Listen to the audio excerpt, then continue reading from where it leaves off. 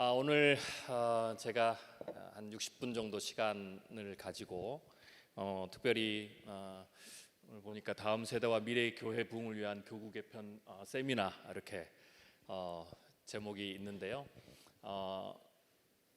우리가 왜 변화해야 되는지 이 부분을 가지고 이야기를 좀 해보도록 하겠습니다. 자, 우리 기도하고 시작하겠습니다. 주님 감사합니다. 오늘 이 시간 주께서 우리를 부르셨사오니 오늘 이 시간에 하나님의 음성을 듣게 하여 주시옵소서. 우리 마음에 예수 그리스도로 충만하게 하시고 주님이 우리에게 주신 귀한 사명으로 충만하게 하시고 특별히 새로운 시대 우리가 새로운 사명을 감당할 수 있는 교회가 될 수 있도록 오늘 이 시간에 성령께서 우리의 마음을 움직여 주시고 역사하여 주시옵소서. 예수님의 이름으로 감사하며 기도드립니다. 아멘. 네, 자료를 띄워 주십시오. 저는 안 비춰 주셔도 됩니다. 네, 저 잘 보이시죠? 네. 우리 이쪽 모니터에도 좀 띄워 주시고요.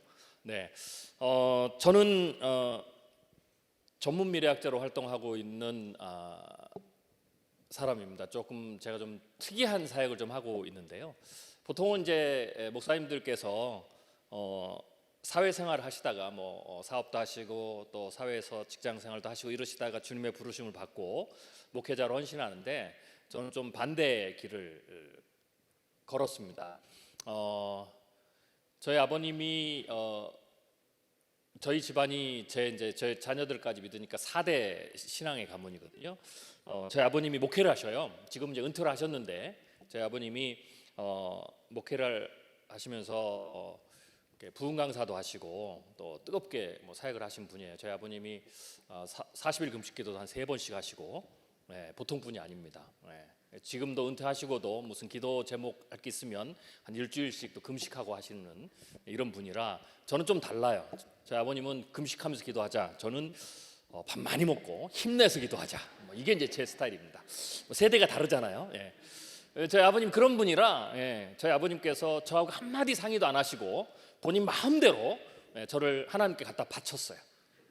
그래가지고 제가 대학을 철학과를 나왔거든요. 왜 철학을 했느냐? 신학을 하려면 목사가 되려면 철학을 배워야 된다. 그래서 제가 철학과를 했어요. 그래서 제가 대학을 졸업하고 저는 이제 장로교 합동측 목사인데요. 총신에 제가 입학해서 제가 93년도에 제가 총신 입학했습니다. 그래서 제가 목회자로 길을 걸었고요.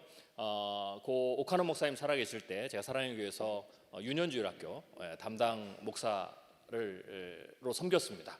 그리고 제가 2000년도에 제가 미국으로 유학을 갔어요. 그래서 거기서 하나님께서 인도하심이 있어서 제가 거기에서 미래학을 공부를 하게 됐습니다. 그래서 제가 미래학 석사를 하고 또 경영학 박사를 하고 한국에 돌아와서 제가 저는 이제 원래 교회 밖에 사역에 저는 하나님께서 부르심을 주셨다라고 저는 생각하고 있습니다. 그래서 한국에 돌아와서 미래연구소를 세워서 우리나라 30대 그룹 제가 이제 임원들 또 사장단 회장님들만 미래 전략을 제가 자문하는 그리고 정부 기관들을 지금도 제가 자문하는 일을 하고 있습니다. 그렇지만 이제 저는 이제 목회자로서도 또 사역을 하고 그렇기 때문에 한국 교회에 대한 깊은 근심과 마음이 있기 때문에 한국 교회가 지금 시대가 크게 변화되는데 이 변화의 시대에 어떤 방향으로 가야 되는지에 대해서 나름 연구를 하고 또 여러 책을 통해서 한국교회 미래에 대한 이야기를 함께 나눴습니다. 그런 과정 속에서 오늘 여러분을 만나 뵙게 됐고요. 또 제가 좀 교회에 대한 히스토리를 좀 잠깐 들었는데 또 교회가 코로나19 이후에 한국교회가 많이 어려웠지 않습니까? 그래서 새로운 어떤 변화를 위해서 교회가 기도하고 또 준비하고 나아가고 있다라는 얘기를 듣고 제가 오늘 여기에 왔고요. 그래서 오늘 짧은 시간이지만 우리가 왜 변화해야 되는지 하나님께서 우리에게 어떤 방향으로 가시기를 원하는지에 대한 이야기를 조금 짧게 해보도록 하겠습니다. 지금 한국 교회는 한국 사회도 그렇고요, 전 세계도 그렇고 지금 굉장히 중요한 시기에 있습니다. 특별히 이제 한국 교회를 제가 좁혀 말씀을 드리면 한국 교회에게는 지금 두 가지의 길이 놓여 있습니다. 하나는 위기의 길이고 하나는 새로운 기회의 길입니다. 위기의 길을 좀 먼저 얘기한다면 제가 한국교회 위기를 얘기하면서 요 근래 지금 한국교회 뭐 여러 가지 위기들이 있는데 그 중에서 가장 큰 위기를 제가 이렇게 얘기합니다. 뭐 전제는 이겁니다. 이대로 간다면 우리가 변화를 하지 않고 과거에 했던 대로 우리가 편한 대로 익숙한 대로 이렇게 계속 간다면 한국교회는 어떤 위기에 직면할 수 있느냐? 제가 통계청의 자료를 가지고 인공지능을 통해서 딥러닝을 통해서 여러 가지 시뮬레이션 한 결과입니다. 한국교회는 이대로 가면, 다시 한번 말씀드리면 전제는 이대로 가면입니다. 한국교회는 어떻게 되냐? 2050년이 넘어가면 한국교회, 한국 사회도 마찬가지고요, 무신론과 이단의 나라가 됩니다. 이거는 제가 최종적으로 결과물을 낸 이제 시뮬레이션 표인데요. 보시면 알겠지만 가장 위에 있는 게 이제 무신론입니다. 뭐 한국 사회 인구 변화까지 다 종합한 건데요. 뭐 결론을 쉽게 말씀드리면 2050년이 되면 한국은 기독교가 이단을 제외하고 실제 교회에 출석하는 숫자가 400만 밑으로 무너지게 되고요. 가난한 성도를 제외하면 대략 300만이 무너집니다. 한 280만 정도까지 출석이 줄고요. 무신론자는 76.7%가 되고요. 그리고 2067년이 되면 기독교는 실제 출석하는, 주일에 이제 한 달에 한 번 이상 교회 예배 출석하는 사람의 숫자가 이단 전체에 보다 줄어드는, 그리고 무신론자는 79.7%, 그리고 2070년이 되면 기독교는 가난한 성도를 포함해도 200만이 무너지는, 그리고 무신론자는 80%가 넘는 그런 어떤 위기에 봉착하게 됩니다. 별로 안 놀라시네요. 이미 다 알고 있다는 듯이. 네. 많은 분들이 조금 의아해하시는데요. 우리가 이제 한국 사회 그러면 굉장히 종교심이 높은 종교적인 나라 이렇게 생각을 하는데 어떻게 무신론 이렇게 80%가 넘게 2070년에 한국 사회 전체의 10명 중에 8명이 무신론이 되냐 라고 이제 의아해하시는데요. 자, 이 표는 갤럽에서 2023년 4월 12일 날 발표한 자료입니다. 종교 성향과 실제에 대한 인식이라는 자료인데요. 61개국을 조사를 했어요. 종교심에 대해서. 그래서 61개국에서 종교심이 어느 정도 있냐라고 이제 조사를 했는데 61개국 사람들에게 신이 존재하냐? 뭐 이거는 꼭 우리가 믿는 하나님뿐만 아니라 전반적인 이제 어떤 종교에 관한 신입니다. 뭐 이방 신이든 상관없이. 그래서 종교심에 관한 거죠. 물어봤는데 신이 존재한다라고 응답한 사람들은 72%가 됐습니다. 그런데 똑같은 질문을 한국에도 했는데요. 41%밖에 되질 않아요. 천국이 있냐, 지옥이 있냐 물어봤을 때 61개국 평균은 59%, 53%였는데 한국은 30%, 29%밖에 되지 않습니다. 자, 이건 또 다른 그래프인데요. 한국 기독교 목회자 협의회에서 조사를 한 자료입니다. 네, 보시는데 이제 왼쪽이요. 종교 인구 증감 추이인데요. 사실 보시면 파란색이 종교인입니다. 그러면 갑자기 한국 사회에 일본이 종교심이 내려가고 무신론이 득세한 게 언제부터냐? 최근의 일이에요. 보시면 알겠지만 거의 한 10년 전까지만 해도 2010년대 초반까지만 해도 종교인들이 대략 한 55% 이상 됐었습니다. 이게 이제 우리가 원래 알던 한국 사회예요. 종교심이 높은. 그런데 보시면 알겠지만 갑자기 최근 10년 동안 급격하게 종교인이 줄어들고 있고요. 무신론자가 굉장히 빠른 속도로 한국 사회에 증가하고 있다라고 보시면 됩니다. 옆에 있는 자료는 무종교인들에게 무신론자들이 물어봤어요. 왜 신앙을 갖지 않느냐라고 했을 때 보시면 알겠지만 뭐 여러 이유가 있지만 가장 큰 게 두 가지입니다. 첫 번째, 종교에 대해서 실망해서. 지금 한국 사회는 기독교 교회에 대해만 실망한 게 아니고요. 종교 전반에 대해서 지금 실망감이 굉장히 큽니다. 그리고 두 번째로 또 이것도 굉장히 중요한 건데요. 종교가 필요 없습니다. 종교에 관심이 없다. 그래서 지금 최근 10년 동안 굉장히 빠르게 지금 무신론자가 증가하고 있습니다. 자, 그런데 다시 우리의 통계로 돌아와 봐서 천국이 있냐 지옥이 있냐를 물어봤을 때 대략 30%밖에 안 되거든요. 이게 지금 어느 정도냐면 61개국의 꼴찌가 일본입니다. 우리나라가 일본이 꼴찌고 우리나라가 48위예요. 그러니까 지금 우리나라 급속하게 일본을 닮아가고 있는 거예요. 사회적 구조뿐만 아니라. 자, 그런데 천국이 있냐 지옥이 있냐라는 이 질문의 30%인데 이 여기에는 평균의 함정이 숨어 있어요. 한국 사회는 제가 책에도 이제 분석을 했지만 한국 교회는 3번의 부흥기를 맞았습니다. 첫 번째 부흥기가 조선 말기 일제시대, 두 번째가 6.25 전쟁 전후, 그리고 세 번째가 6.25 전쟁이 끝나고 1970년대 80년대 이때부터 세 번째 부흥기가 일어났는데 양적으로 가장 큰 부흥기는 이 3차 부흥기입니다. 이 3차 부흥기는 두 가지 요인에 의해서 3차 부흥기가 일어났는데요. 첫 번째는 인구학적 요인입니다. 전쟁이 끝난 이후에 제1차 베이비붐 세대, 제2차 베이비붐 세대 출산율이 높아졌습니다. 저는 제2차 베이비붐 세대거든요. 그러니까 제가 초등학교 때, 뭐 그때는 국민학교라고 그랬죠. 국민학교를 알아들으시는 분들은 전부 다 저희 위입니다. 그때 국민학교였는데 제가 지방에서 다녔는데 서울 다니 지방인데 제 기억 속에는 한 반에 60명이 넘었어요. 그리고 반도 10반에서 12반. 근데 그거를 2부제로 했습니다. 지금은 꿈도 못 꾸는. 물론 가끔 3040이 쭉 몰리는 신도시에는 그런 학교가 있습니다. 물론 학급 아이 숫자는 뭐 60명이 아니지만 클래스가 모자라서. 그런데 지금은 그런 데를 제외하고는 뭐 꿈도 못 꾸죠. 제가 고등학교 때 또 기억이 나는데 제 고등학교 때 역시 반이 한 60명 됐고요. 제가 한 41번 제가 제 반 번호도 생각나는데 41번이었습니다. 그래서 60명이 넘었고 역시 10반 뭐 이상 뭐 이렇게 있었습니다. 그게 이제 제1차, 제2차 베이비붐 세대라는 거죠. 그 다음에 두 번째 요인은 한국이 한강의 기적이라고 그래서 1970년대, 80년대부터 한국이 공업화가 이루어지고 경제가 부흥하면서 어떤 경제적으로도 풍요해지면서 이 인구학적인 힘하고 이 경제 힘, 이 두 가지가 맞물리면서 한국 교회가 폭발적으로 성장을 했습니다. 그래서 주일학교를 보면 주일학교의 최고의 전성기는 언제냐면 양적으로 가장 많았을 때가 1970년대, 80년대입니다. 근데 이분들이 이제 계속 쭉 신앙생활을 하죠. 그래서 청년대학부의 최고의 부흥기가 언제냐면 이 1970년대, 80년대에 교회를 다녔던 분들이 그대로 청년이 된 청년대학이네. 그래서 1990년대, 80년대 후반부터 90년대가 한국의 청년대학부의 최고의 부흥기입니다. 그리고 이분들이 시간이 지났습니다.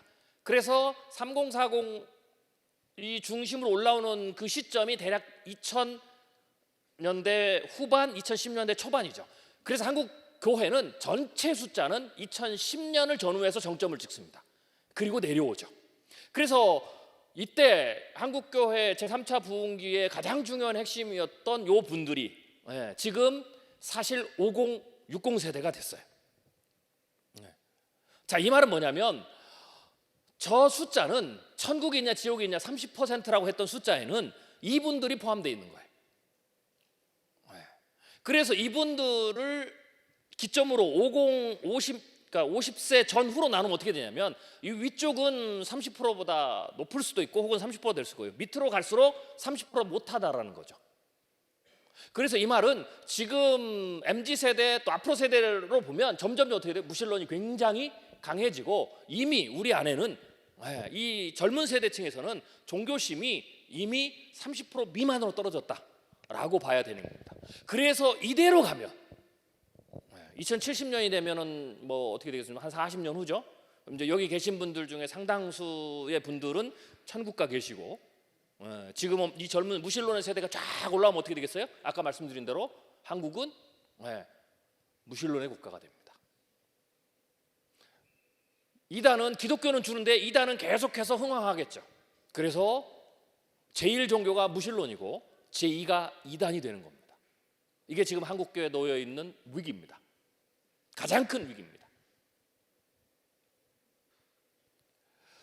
물론 전제는 이대로 가면입니다.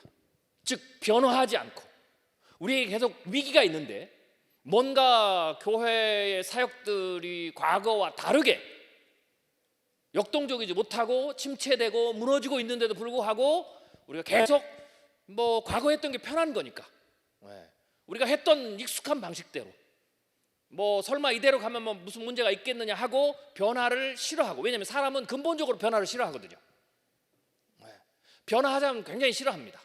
특히 나이가 들수록 변화하기가 싫어요. 오히려 나이가 들수록 옛 것이 좋았다 뭐 그러죠. 저도 이렇게 보시면 제가 X세대거든요. X세대를 잘 모르시군요. 요새 MZ만 알아가지고. 제가 젊었을 때 오렌지족 막 이런 얘기가 있었어요. 제가 그래서 그때는 꽤 나름대로 엣지스러운 세대 그래가지고 제가 뭐 락앤롤이나 뭐 이런 게 뭐 이런 거 되게 좋아했거든요. 그래서 콘서트 가면 막 이게 헤드뱅이 막 이렇게 하고, 제가 그런 젊은 시절을 지냈어요. 그런데 제가 나이가 드니까 요새 이제 50이 넘어가니까요, 트로트가 너무 좋더라고요. 젊었을 때 막 사역할 때는 경배와 찬양 막 손들고 찬양하고 막 이런 거 너무 좋았는데, 지금은 찬송가가 너무 좋은 거 있죠. 막 밴드하고 이러면 막 은혜가 잘 안 돼. 막 이게 엄숙하고 막 파이프오르가 쫙 들면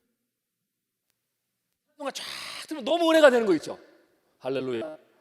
벌써 여기도 다르잖아요. 벌써 여기서 아멘 하잖아요. 나이가 들면 그렇게 된단 말이에요. 그러니까 점점점 우리가 어떻게 교회가 고령화되고 이렇게 점점점 중심 50, 60, 70으로 하니까 어떻게 되냐면 자꾸 변화를 싫어하는 거예요. 그래요. 그러다 보니까 한국교회가 시대가 변했는데, 시대가 변하면 새로운 시대적 소명을 하나님 원하신단 말이에요. 할렐루야. 그러려면 우리가 그 새로운 시대적 소명을 감당하는 교회가 되려면 우리가 그 변화를 받아들여야 돼요. 우리가 복음은 변화되지 않지만, 진리의 말씀은 변화시키지 않지만, 우리가 이 복음을 전하는 방법과 우리가 사역하는 방법과 사랑하는 방법과 교회가 일하는 방법은 새로운 시대에 맞게 주님이 원하시는 새로운 사역을 해야 되거든요. 할렐루야. 그래서 우리가 변화가 필요한데,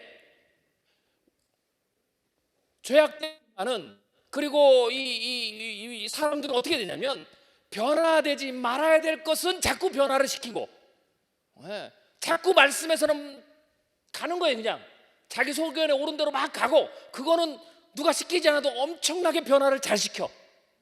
자기 마음대로 해석해. 시대가 지금 어느 시대인데 지금 뭐 11조 얘기를 하고 뭐 헌금 얘기를 하고 이런 거죠. 설마 여기는 그런 게 아니죠? 뭐 이런 거예요. 내가 말씀으로 지금 시대가 어느 때인데 기독교가 고리타분해가지고 예수만 유일한 구원자라고 얘기하고 이러면 안 된다. 이런 거는 시키지도 않았는데 잘 변화시키고, 진짜 변화해야 될 것은 끝까지 고수를 하는 거죠. 이렇게 되면 교회가 소멸됩니다. 이대로 한국교회가 가면, 이것을 변화시키지 않으면, 이걸 갱신하지 않으면 아까 제가 말씀드린 대로 한국은 무신론의 나라가 된다라는 거죠.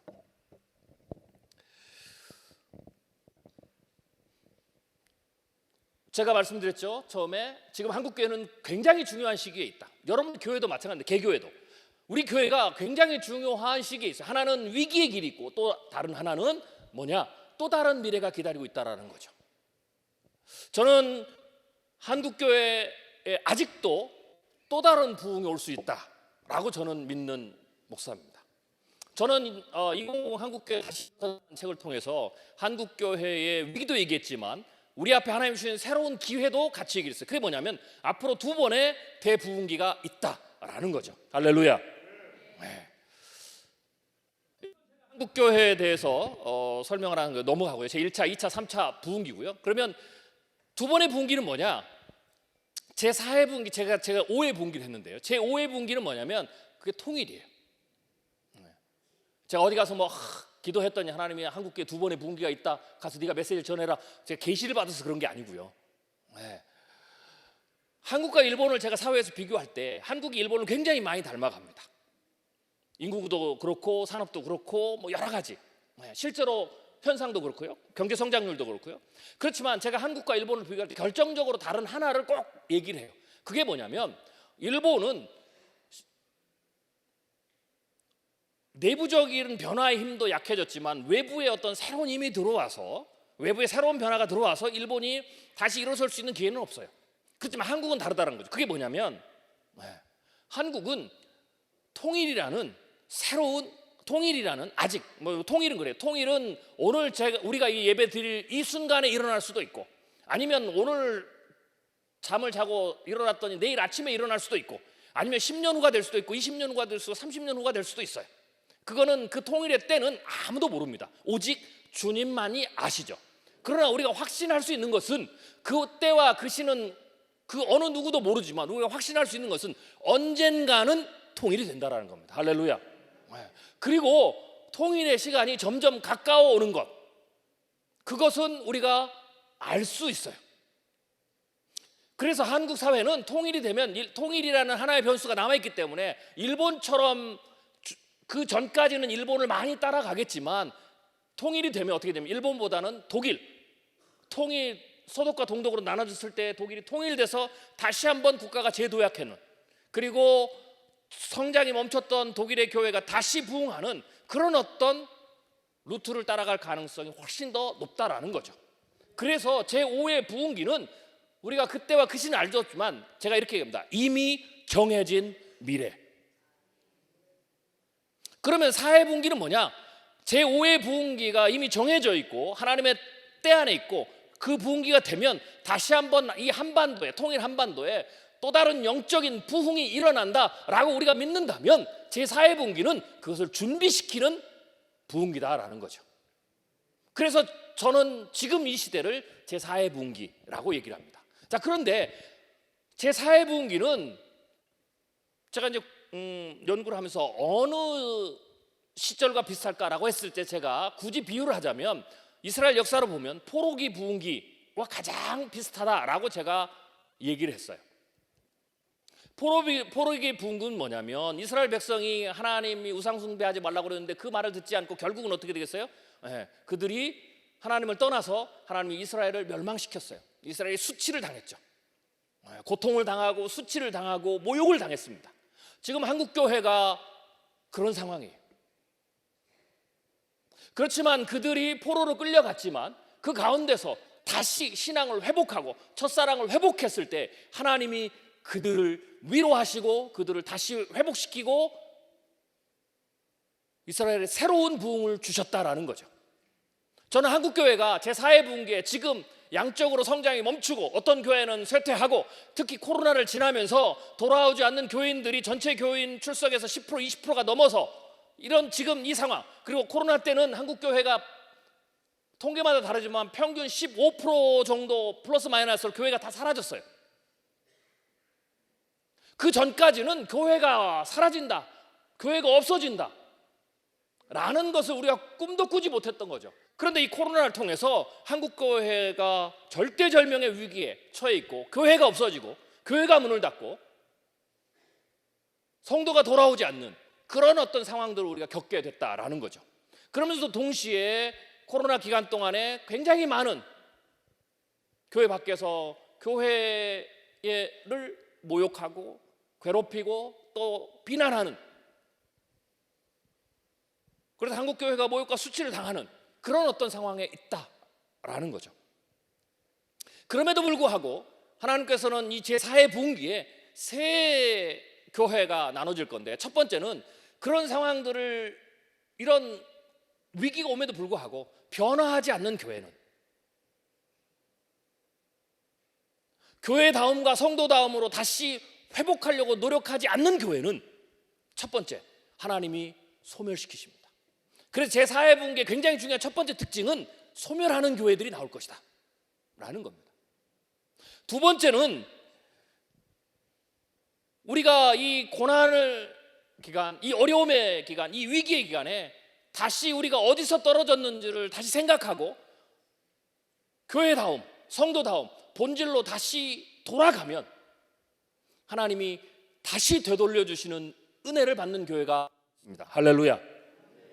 그리고 세 번째는 제가 이제 강의를 가면 이제 목사님들 강의를 제가 굉장히 많이 다니는데요. 후배 목사님들 강의를 가면 가장 많이 받는 질문 중에 하나가 그거예요. 네. 두 가지인데 뭐 같은 질문이에요. 첫 번째, 박사님, 목사님, 이제는 더 이상 개척의 시대, 개척해서 성공할 수 있는 개척이 되는 시대가 아니겠죠? 이제는 개척은 끝났습니다. 라고 질문을 물어봐요. 그렇습니까? 또 하나는 이제는 더 이상 메가처치, 대형 교회, 큰 교회, 폭발적으로 성장하는 교회는 안 나오겠죠? 라는 질문을 합니다. 제가 이 질문을 들을 때마다 제가 이렇게 얘기합니다. 확신 있게 아니다라는 거죠. 이게 세 번째 교회입니다. 하나님이 주시는 새로운 시대적 소명을 감당하는 새로운 시대적 소명을 감당하는 교회는 지금도 하나님이 다시 불꽃같이 일으키신다라는 겁니다. 저는 여러분의 교회가 첫 번째 소멸하는 교회가 아니라 두 번째 되돌려 주시는 은혜를 받거나 혹은 다시 새로운 시대적 소명을 감당해서 불꽃같이 지금보다 2배, 3배, 10배 더 성장하는 놀라운 교회가 되기를 주님의 이름으로 축원합니다. 이게 바로 우리 앞에 놓인 두 가지의 길입니다. 되돌려 주시는 은혜, 다시 하나님의 새로운 일을 감당해서 새롭게 불같이 일어나는 교회가 되려면 변화시켜야 할 것과 변화시키지 말아야 할 것을 구별하는 지혜가 필요합니다. 변화시키지 말아야 할 건 뭐냐? 복음입니다.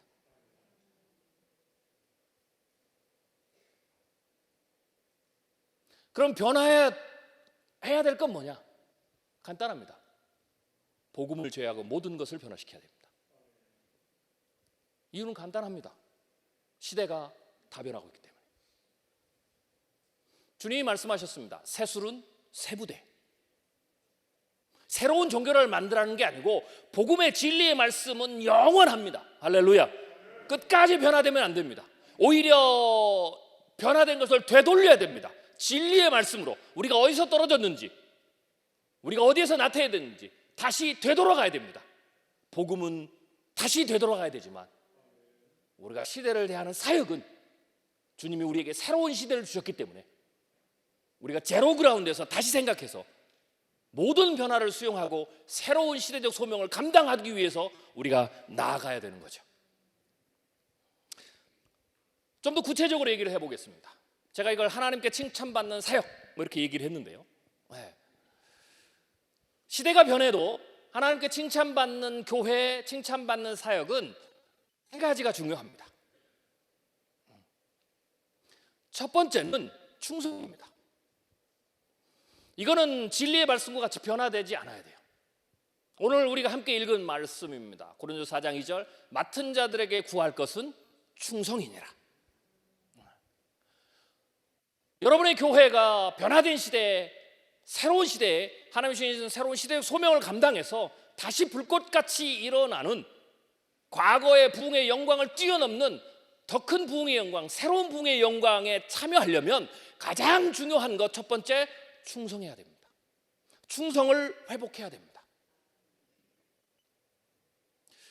충성은 뭘까요? 저도 사역을 하기 때문에 이 충성이라는 단어를 가지고 굉장히 많은 고민을 했었어요. 도대체 충성이 뭐냐? 충성이라는 단어를 한문으로 좀 풀어보면요, 충자가 가운데 중에 마음심입니다. 마음 중심에 혹은 마음 깊은 곳에, 마음의 근본적인 곳에. 성자는 말씀 안에 이룰 성자입니다. 말한 것을 끝까지 이룬다는 거죠. 그러니까 마음의 중심에서부터 진실로 내가 한 말을 끝까지 이룬다. 이룰 때까지 내가 한 말을 지킨다라는 거죠. 이게 충성의 한자풀이입니다. 제가 이 단어를 한자를 풀이하면서 갑자기 드는 생각이 있었습니다. 이 단어에 가장 어울리는 인물 한 사람, 그게 누구냐? 바로 우리 주 예수 그리스도입니다.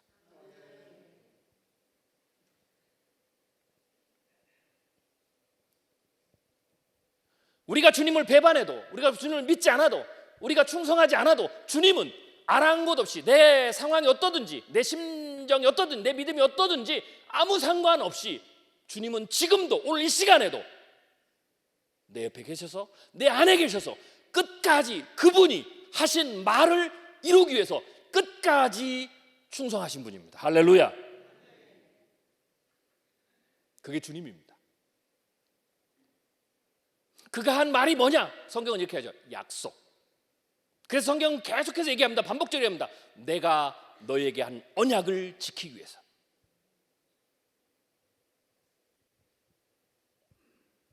이게 충성입니다. 주님이 우리에게 말씀하십니다. 너희도 가서 이와 같이 하라.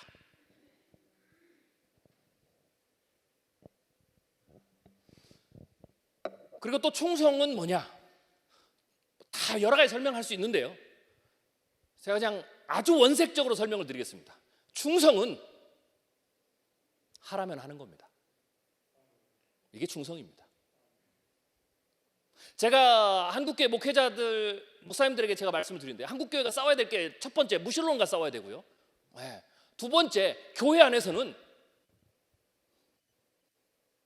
믿음과 충성하는 믿음, 지금 제가 말씀드린 대로 이 충성하는 믿음과 합리적인 신앙과 싸움이다라고 그랬어요. 충성의 반대는 불충성이 아닙니다. 믿음의 반대는 불신이 아닙니다. 믿음의 반대는, 혹은 믿음의 경쟁자는 합리적 신앙입니다. 교회가 가장 경계해야 될 게 합리적 생각입니다.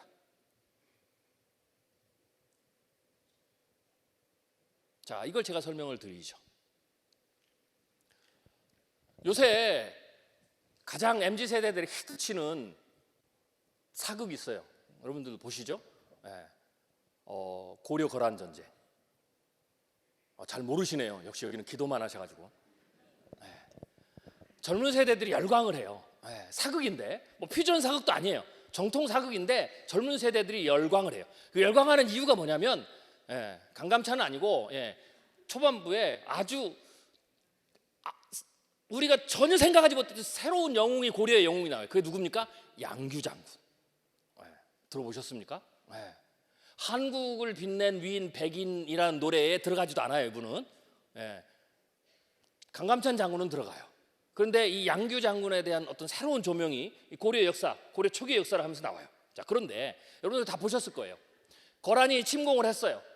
그래서 양규 장군이 소규모 뭐 1, 2천밖에 안 되는 병사를 이끌고 이 거란군이 퇴각할 때 7, 8번 공격을 해서 수많은 거란군을 죽이고, 그리고 또 어떻게 됩니까? 포로로 끌려간 잡힌 고려 백성들을 수만 명을 구출합니다.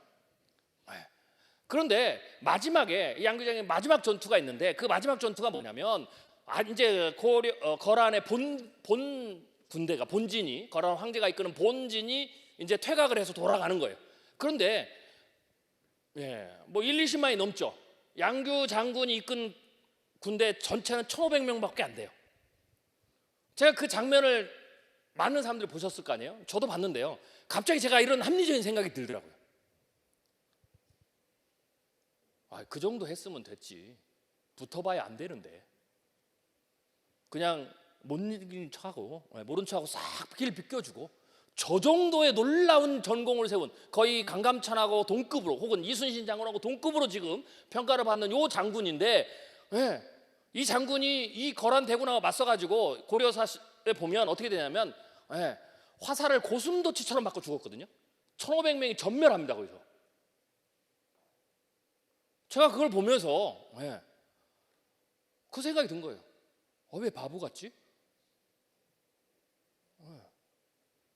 계란으로 바위치기인데 차라리 살아서 훗날에, 그렇죠? 훗날을 기약해서 수십만의 병사를 이끌고, 아마 양규 장군이 그때 안 죽었으면 강감찬 장군은 아니고요, 그분이 거란 3차 전쟁에서 영웅이 됐을 거예요.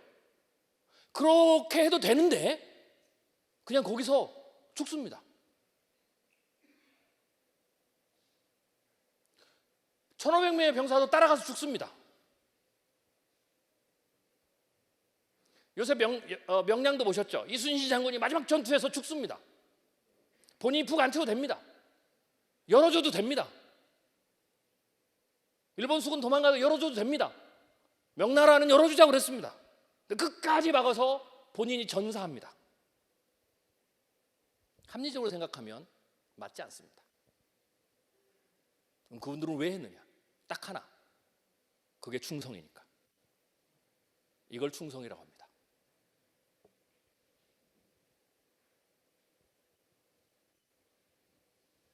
6.25 전쟁 때 가장 많이 죽었던, 전사했던 장교가 소위 중위 대위들, 초급 장교입니다. 이들 왜 죽었느냐? 총알바지입니다. 제가 군 생활을 강원도 고성에서 했거든요. 제가 신학교를 딱 들어가고 다니다가 제가 신대원 1학년 때 제가 군대를 갔어요. 갔더니 제가 나이가 제일 많은 거예요. 나이가 제일 많아요. 그래서 백이보충대를 갔는데, 백이보충대가 지금 없어졌는데 춘천에, 제가 거기서 훈련을 마치고 이제 마지막에 이제 그 기본 훈련이 끝나니까 자대 이제 사단 배치를 하거든요.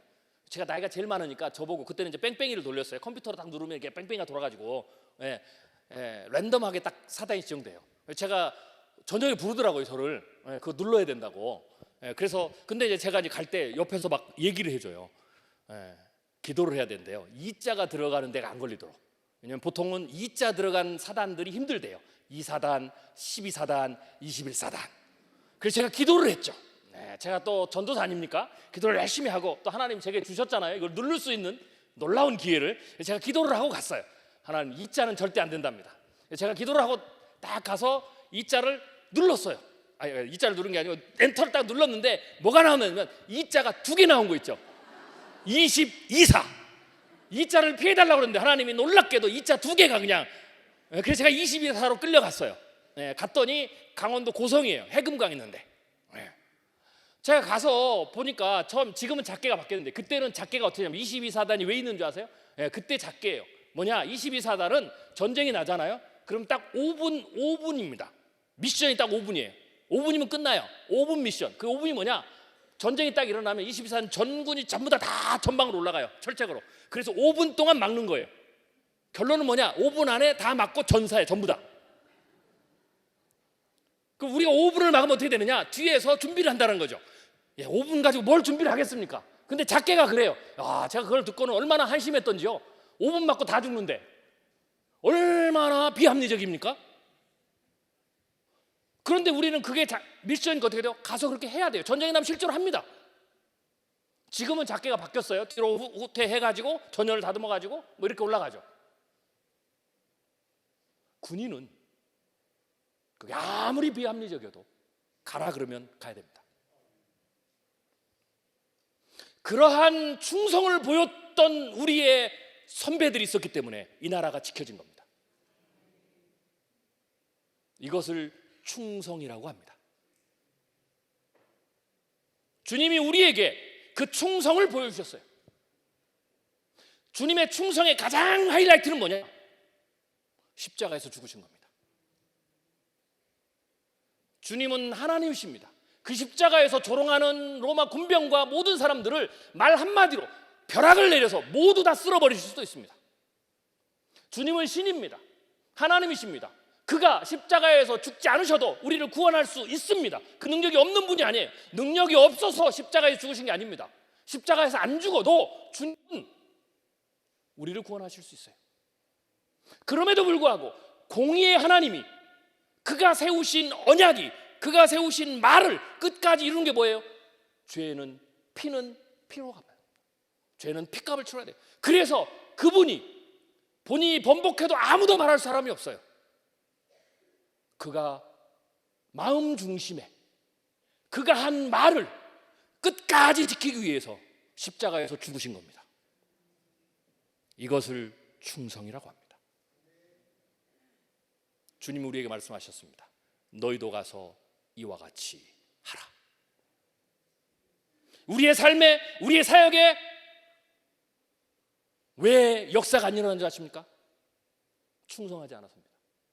성경을 보십시오. 간단합니다. 성경의 기적은 딱 둘로 나눠집니다.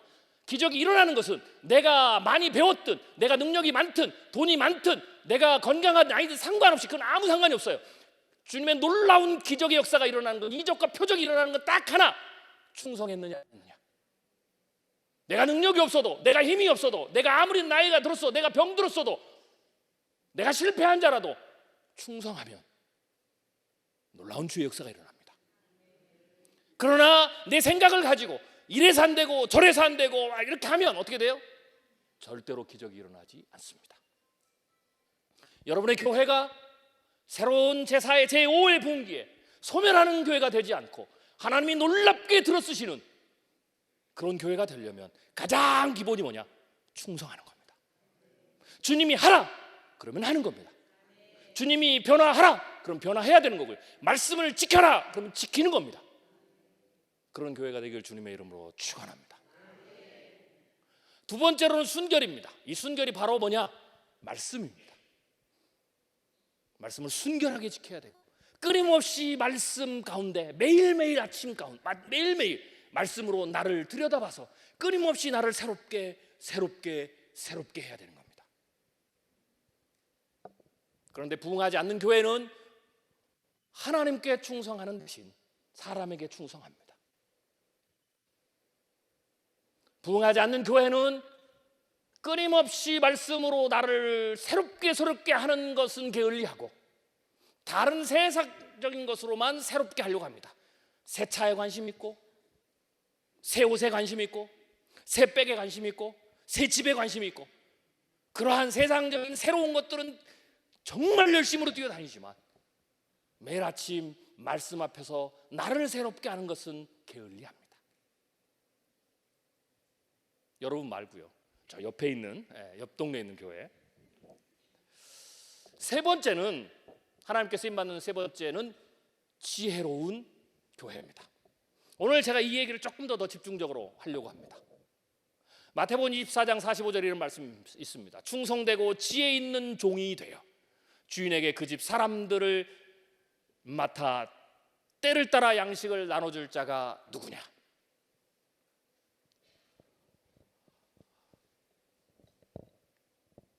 지혜로운 청지기는, 지혜롭단 말은 크게 5가지 정도로 우리가 정리할 수 있어요. 첫 번째는 통찰한다라는 거죠. 하나님이 시대를 변화시키는데, 하나님이 새로운 시대를 만드시는데 그 안에 하나님이 우리에게 원하시는 새로운 시대적 소명이 뭐가 있는지를 통찰해야 됩니다. 그래서 그 변화 가운데서 하나님이 우리에게 새롭게 원하시는 것들을 찾아내서 우리가 힘들지만, 우리가 어렵지만 우리가 그 변화를 받아들이고 따라가야 됩니다. 그게 통찰한다라는 거고요.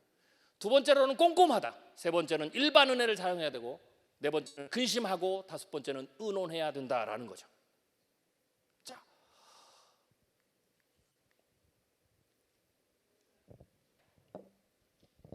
통찰한다를 조금 더 자세히 설명을 드리면, 그런데요, 한국 교회는 아직도, 한국 교회가 성장이 멈추긴 했지만 아직도 희망이 있는 게, 한국 교회는 너무나도 좋은 신학과 그리고 목회적 역량들이 있어요. 그런데 왜 지금 한국 교회가 성장이 멈췄느냐? 뭐 여러 이유가 있지만 그 중에 하나가 시대가 바뀌었는데 그 바뀐 시대를 우리가 제대로 맞추지 못했다는 거죠. 제가 이걸 뭐라고 그러냐면, 그것을 거꾸로 이렇게 하면, 틀어진 가늠자를 바로 잡기만 해도 한국 교회가 다시 성장할 수 있는 동력을 마련할 수 있다라는 거죠. 자, 우리 남성분들은 군대를 갔다 오셨던 분들은 다 아실 거예요. 이게 뭐냐면, 이게 가늠자입니다. 시대를 통찰한다라는 것은 가늠자를 잘 맞추면 된다라는 거죠. 군대에 가면 훈련소에서 사격을 난생 처음 합니다. 저도 해봤거든요. 사격을 할 때 가장 먼저 뭘 하냐면 격발 연습을 해요. 실제 총을 가지고 총구 앞에다가 이게 바둑알을 놔요. 그리고는 이 격발을 합니다. 격발했을 때 바둑알이 떨어지면 안 돼요. 이 훈련을 쭉 하거든요. 그럼 이 훈련 조금 한 다음에 난생 처음 이제 군인들은 실탄을 3발을 받습니다. 실탄 3발을. 그리고는 3발을 딱 주고 준비된 사수로부터 엎드려 쏴 그러면 쫙 예, 엎드려요. 그리고 총을 쏩니다. 3발. 난생이 처음 쏘죠.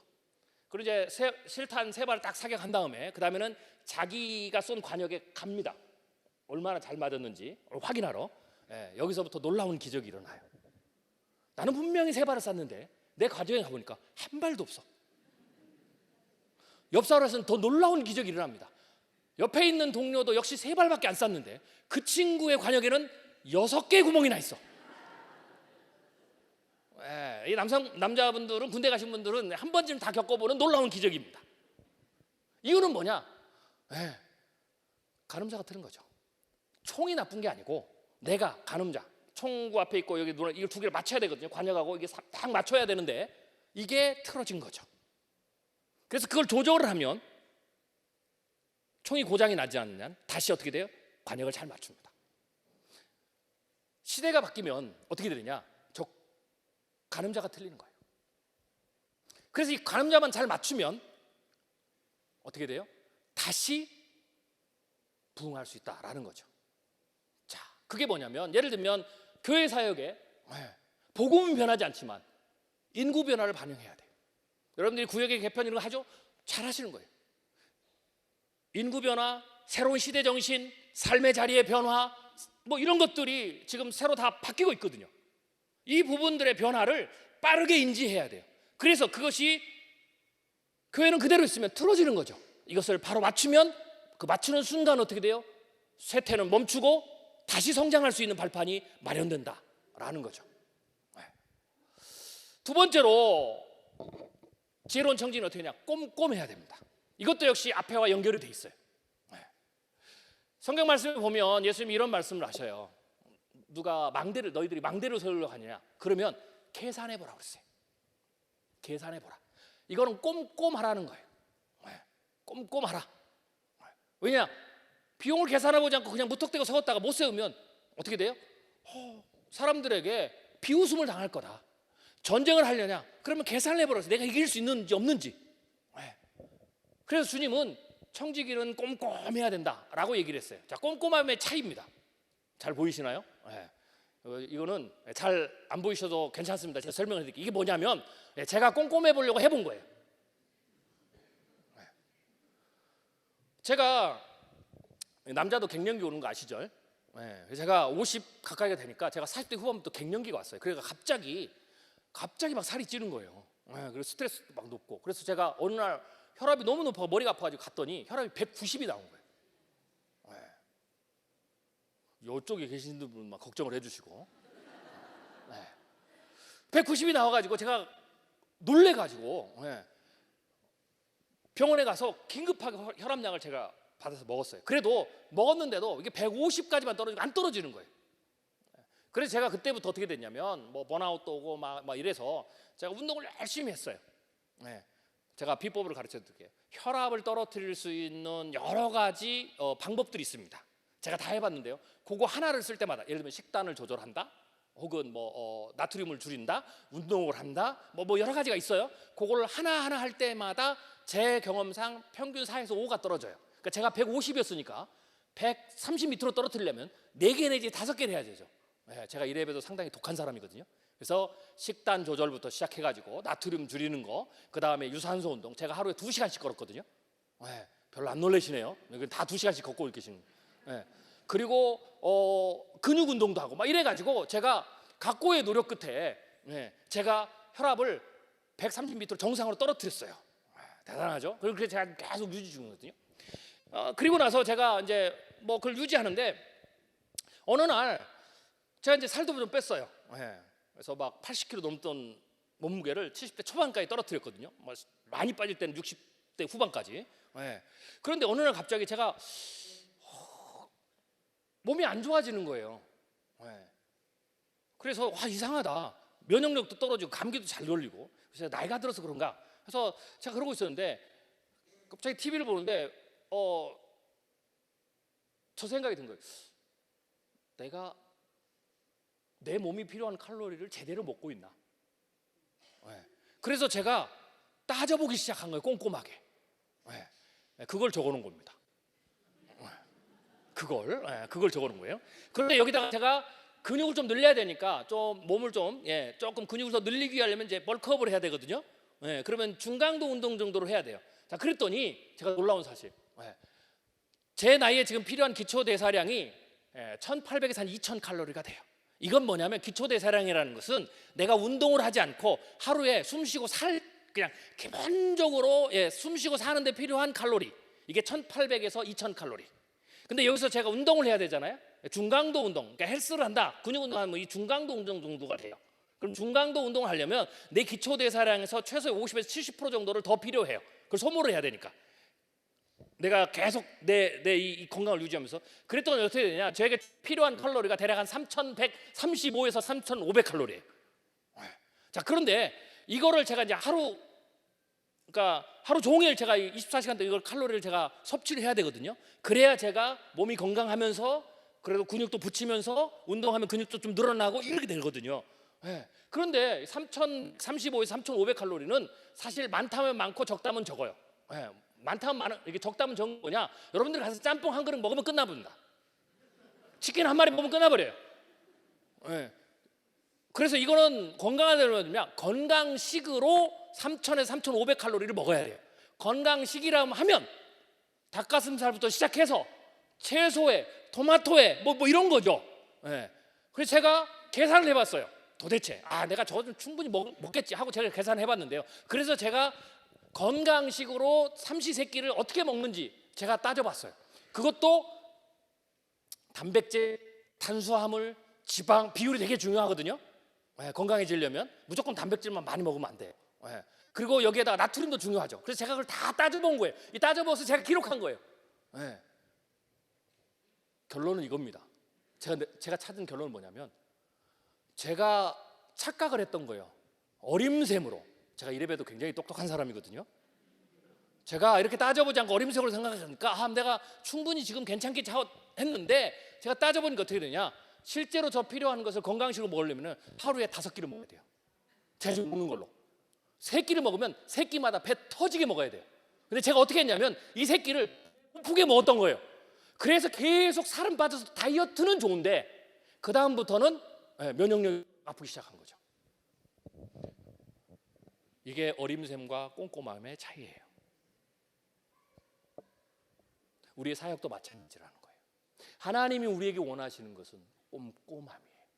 하나님이 내게 사역을 맡겨주셨어요. 그게 주일학교 사역이든 내가 구역장의 사역이든 혹은 내가 직분자의 사역이든 무슨 사역이든, 성가대의 사역이든 식당 봉사의 사역이든 전도사의 사역이든 무슨 사역이든, 하나님 우리에게 내가 맡기면 충성되이 여길 줄 알고 내가 사역할 줄 알고 맡겼는데, 맡긴 다음에 어떻게 되냐, 우리에게 주님이 원하시는 것은 첫 번째 충성. 나오라 그러면 나가는 거고, 하자 그러면 하는 거고, 기도하자 그러면 하는 거고, 말씀 읽자 그러면 토도 달지 않고 말씀을 읽는 거고, 그 다음에 원하는 건 뭐예요? 지혜라는 거죠. 그 지혜가 뭐예요? 꼼꼼함이라는 거죠.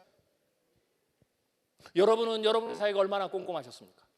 내가 전도를 한다라고 생각하면 얼마나 꼼꼼하게 내가 전도를 했습니까? 내가 주일학교 사역을 하면 얼마나 꼼꼼하게 사역을 했습니까? 내가 구역장의 사역을 하면 얼마나 내가 꼼꼼하게 사역을 했습니까? 교구 사역을 하면. 하나님 우리에게 원하신 건 꼼꼼함이에요. 지혜롭다라는 말은 머리를 잘 굴리라는 얘기가 아니고 꼼꼼하라는 거죠. 우리는 청지기죠.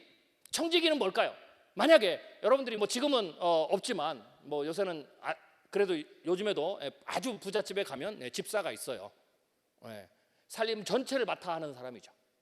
여러분이 내가 집사라고 생각해 보세요. 주인이 엄청난 부자인데 이 부자 주인이 나에게 창고끼를 줬어요. 그 창고가 가봤더니 쿠팡의 큰 물류 창고처럼 커요. 할렐루야. 그건 좀 할만하죠. 그러면 그 정도면. 그래서 나한테 키를 줬어요. 그러면 그 키를 받은 청지기는 가장 먼저 뭘 해야 될까요? 그렇죠. 잘하시네. 창고문을 열고 재고 정리부터 해야 돼요. 재고 파악부터. 도대체 뭐가 있는지 꼼꼼하게 따져야 되죠. 그 다음에 내가 맡은 건 뭐예요? 그걸 가지고 어떻게 돼요? 때를 따라 주인이 원하는데 나눠줘야 되잖아요. 나눠주려면 어떻게 돼요? 꼼꼼해야 되죠. 뭐가 어디에 있는지, 뭘 어떻게 해야 되는지, 어떻게 나눠야 되는지. 그게 청지기의 기본적인 소양이라는 거죠. 사역은 그렇게 하는 거예요.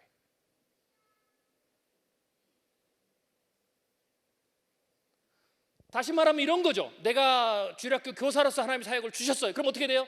내 아이에 대해서 주님 앞에 기도해야 돼요. 주님, 내가 이 아이를 돌보는 데 있어서, 내가 이 아이를 가르치는 데 있어서 내가 빠진 게 뭐가 있습니까? 놓친 게 뭐가 있습니까? 하나도 놓친 게 없이 나에게 기억나게 하소서, 찾게 앞서서. 이게 꼼꼼이라는 거죠. 그게 지혜로운 청지기의 일입니다. 이것을 좀 더 크게 열면 뭐냐면 이런 거죠. 꼼꼼하려면 어떻게 됩니까? 지금부터는 데이터를 보셔야 됩니다. 제가 그래서 직감에서 데이터로. 자, 제가 예를 들어보겠습니다. 꼼꼼함에.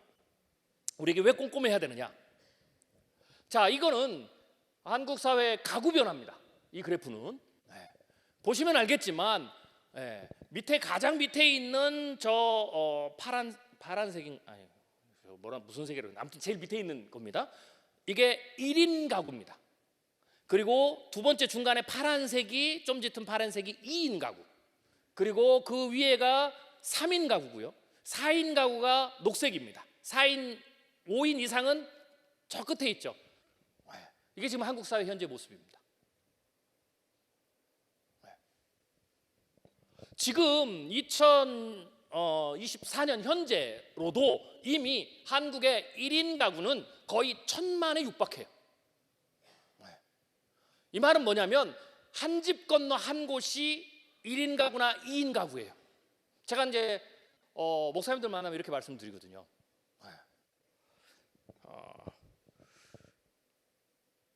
5월에 가정의 달 설교를 한번 보시라고 제가 말씀을 드려요. 그럼 어떻게 되냐면 변화는 뭐예요? 이미 1인 가구, 2인 가구가 전체 가구의 70%가 넘었어요. 그러면 거기는 1, 2인 가구니까 총 숫자로 하면 교인들의 절반 이상은 한국 교회는 좀 더 고령화가 됐으니까 절반이 훨씬 넘을 겁니다. 한 60% 정도는 이미 어떻게 돼요? 혼자 사시거나 두 분이 사세요. 1, 2인 가구에. 그런데 우리는 어떻게 돼요? 한국 교회 지금 사역은 설교에서부터 시작해서 모든 목양 시스템, 구역 시스템까지 어떻게 되냐? 전부가 다 3, 4인 가구로 맞춰져 있어요. 그래서 3, 4인 가구에 맞춰서 부모가 자녀에게 어떻게 해야 되고 자녀는 어떻게 되고 부부간 어떻게 되고 이렇게 설교를 하면 기본적으로 어떻게 돼요? 60% 이상은 상처받아요. 나와 상관없는 설교가 돼요. 이게 변화입니다. 복음은 변화되지 않아야 되지만 내가 성도의 상황 그리고 교회의 상황들이 이렇게 변화되면 거기에 맞춰서 새로운 어떻게 돼요? 목회 시스템, 사역 시스템이 필요하다라는 거죠. 자, 또 많은 분들이 이런 얘기를 합니다. 목사님들이 많이 질문해요. 목사님 앞으로 굉장히 중요한 사역이 가정 사역이죠. 소그룹 사역, 교구 사역, 뭐 구역 사역, 가정 사역 다 비슷한 겁니다. 이 가정 사역이 부각하는데 그래서 가정 사역을 한국 교회가 굉장히 많이 도입을 해요. 뭐 가정 예배부터 시작해서 뭐 가정을 단위로 해서 뭐 사역을 하고 이런데 근데 목사님들이 피드백이 이게 잘 안 된다라는 거예요. 제가 대답을 해드렸어요. 잘 안 되죠. 당연히 안 되죠. 제가 그랬어요. 왜 안 될까요? 자, 우리나라 이건 뭐 교회뿐만 아니라 한국 사회도 마찬가지예요. 한국 사회가 가정의 정의가 어떻게 되냐면 1973년도의 정의에 아직 머물러 있어요. 자, 볼까요? 아까 제가 1인 가구 말씀드려 쭉 보시면 알지만 가정이라는 게 왜 중요하냐면 한국의 법에도 지금도 그래서 지금 한국 사회도 지금 여기에 대한 논쟁이 굉장히 많습니다. 왜냐하면 이 가정 혹은 가족이라는 개념이 지금 앞으로 변화된다 이 말입니다. 굉장히 빠르게 변화될 거예요. 새로운 가정 형태가 계속 나와요. 왜 그러냐면 이 가족이라는 이 부분이 사회가 어떤 특정한 그 형태의 모임이 있어요. 그런데 뭐 그 모임이 우리의 이 지금 이 공동체가 가족으로 인정받느냐 가족으로 인정받느냐 않느냐가 굉장히 중요합니다.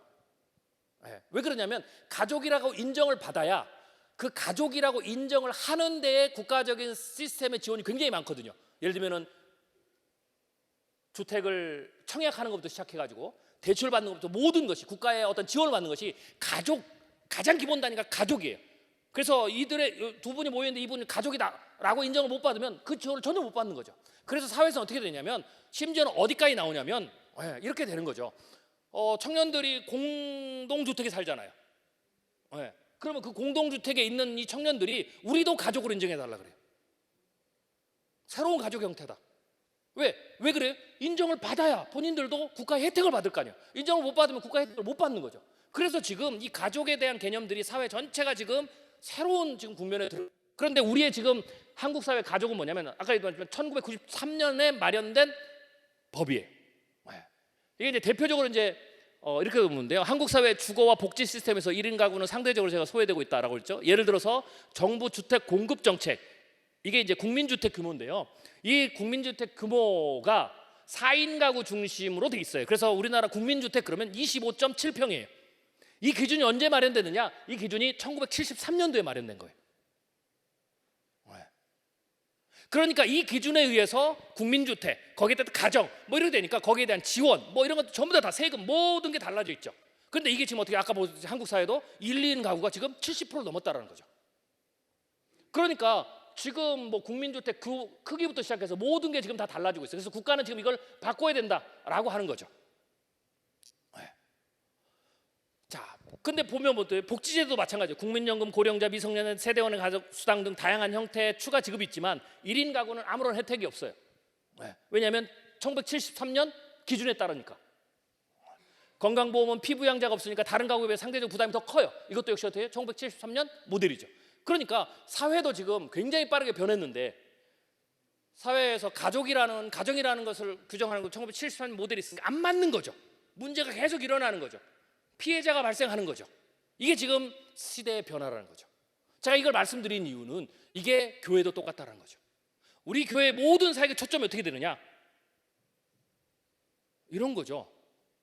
엄마 아빠가 정상적으로 계시고 그리고 그분들도 이혼을 하거나 재혼을 하거나 혹은 삼혼을 하거나 혹은 정식으로 결혼을 안 하고 사실혼으로 있거나 이러지 않고 아주 우리가 생각하는 정상적으로 그리고 자녀는 하나나 둘이 있는 이 시스템으로 모든 게 되어 있어서 우리의 모든 사역이 다 움직입니다. 이게 굉장히 심각한 문제예요. 제가 신학교 가서는 교수님들한테 이런 얘기를 합니다. 지금 젊은 세대들이 유럽을 닮아서 어떻게 되냐면 결혼을 안 합니다. 근데 결혼을 안 하지만 내가 동거를 해도 동거를 하면 우리 법에서는 이 법에서 어떻게 돼요? 가족을 인정 못 받죠. 그러니까 모든 혜택이 하나도 없어요. 그래서 어떻게 되냐면 결혼을 안 해도 프랑스는 이미 가족이라고 그걸 가족의 형태로 줍니다. 그래서 우리나라도 지금 그렇게 가자. 심지어는 저출산 문제를 해결하는 가장 좋은 방법 중에 하나로 그 얘기를 해요. 그래서 이제는 결혼하지 않고 동거하면서 살아요. 여러분 생각해 보셨습니까? 설마 우리가? 제가 TV를 봤는데요. 제가 깜짝 놀랐어요. TV에 외국인들이 요새 많이 나오잖아요. 예능 프로그램에. 근데 한 외국인이 얘기를 하는데 프랑스 사람인데요. 자기 부모님이 40년 만인가요? 결혼식을 했대요. 이 말은 뭐냐면 지난 40년 동안 결혼을 않고 사실혼으로 산 거예요. 그리고 40년 동안 지켜보니까 이제 믿을만하다. 그래서 서로 결혼식을 하기로 했대요. 아무렇지도 않게. 이게 새로운 가족이에요. 그래도 그렇게 살아도 가족으로 인정받고 모든 법적인 혜택을 다 받아요. 권리를 다 해요. 한국이 그걸 주장하는 거예요 지금. 그래서 제가 그랬어요. 여러분들 들으면 이 동방예의주의 뭐 여기서부터 시작해서 그 성경적으로 맞냐 막 이럴 수 있잖아요. 근데 제가 이걸 말씀드린 이유는요. 앞으로 요런 가족의 형태가 이런 젊은 세대가 아니라 가장 많이 늘어날 것이 어디냐? 60대 70대예요. 요새 60대 70대 재혼 많이 하시죠? 80대. 그런데 결혼 안 합니다. 혼인등록. 왜요? 재산 문제 때문에. 자녀가 못하게 하거나 그럼 어떻게 돼요? 그분들이 사실혼이 되는 거예요. 동거가 되는 거예요. 그러니까 이런 형태들이 이제 우리가 100세, 120세 살면서 다양하게 일어나는데 도대체 우리는 여기에 대해서 어떻게 규정했느냐는 거죠. 하나의 예를 드린 거예요. 지금 우리의 인구구조 구성이나 가족 구성이나 모든 게 시스템이 전부 다 바뀌고 있다는 거죠. 물론 그게 옳으냐 그러냐는 두 번째 문제. 중요한 건 제가 말씀드린 이런 거예요. 그런 변화가 있으면 그 변화에 맞춰서 우리가 어떻게 돼요? 사역의 시스템, 목회의 시스템 전체를 재조정할 필요가 있다라는 거죠. 시대 변화를 읽고 변화를 시도하고 동시에 어떻게 돼요?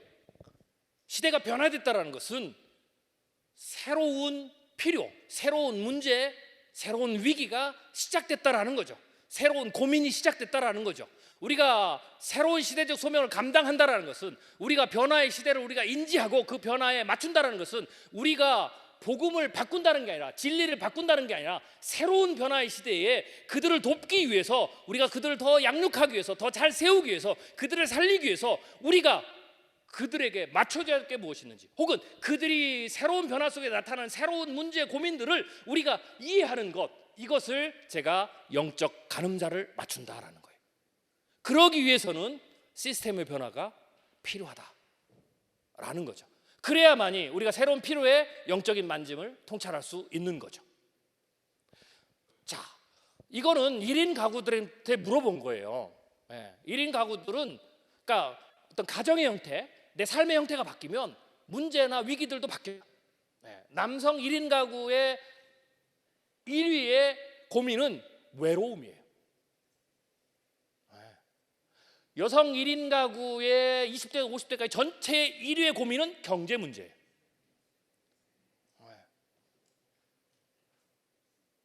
즉 1인 가구들은 이 문제가 자기의 삶에서 가장 중요한 해결해야 될 문제라는 거죠. 즉 아까 말씀드렸지만 시대가 바뀌면 새로운 문제, 새로운 고민, 새로운 고통들이 있다라는 거죠. 우리가 이 변화의 시대를 통찰하지 않고 그 문제들을 해결하기 위해서 우리가 애를 쓰지 않으면, 그러면 제가 아까 말씀드렸듯이 거기에다가 더불어서 말씀에서는 더욱더 멀어져 가는 것을 되돌리지 않으면, 아까 말씀드렸듯이 한국 사는 2070년이 되면 무신론의 나라가 됩니다.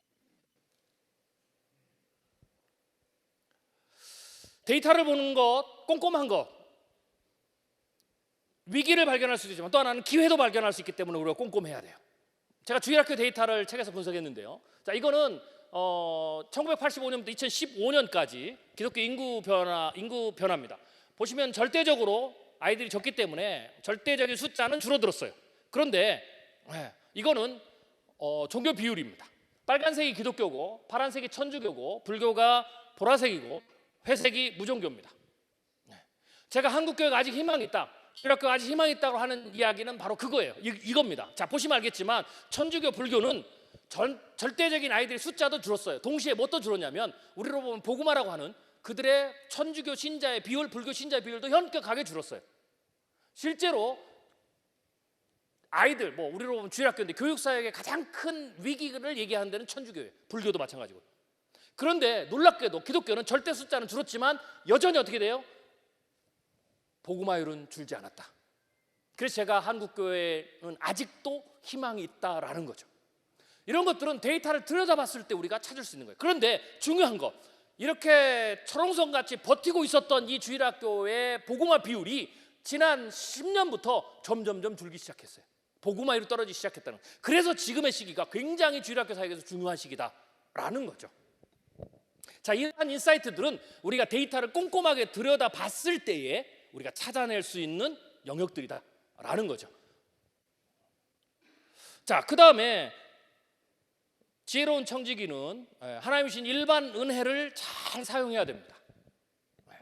성도의 재능, 하나님이 주신 기술과 협력하는 사역, 제가 이렇게 얘기를 했는데요. 자, 우리가 지금 새로운 미래가 오죠. 많은 분들이 100세 얘기하는데, 제가 15년 전에 아침마당에 출연해가지고 제가 그때 100세 시대를 얘기했어요.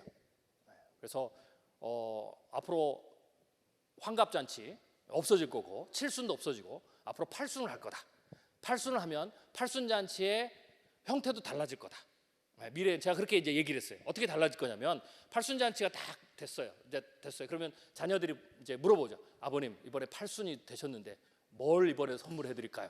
라고 물어보면 아버지가 그럴 거예요. 내가 담배를 하도 많이 펴가지고 폐가 안 좋아졌는데 이번에 폐를 하나 갈아줘라.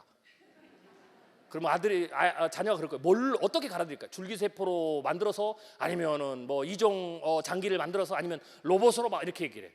그럼 옆에 있던 어머니가, 야, 나도 이번에 뭐 하나 좀 나한테는 없냐? 그럼 어머니 뭐 해야 될까? 나는 눈이 좀 침침한데 눈 하나 갈아달라.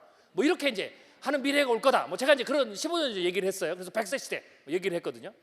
제가 지금 어떻게 얘기하면 120세 시대를 얘기합니다.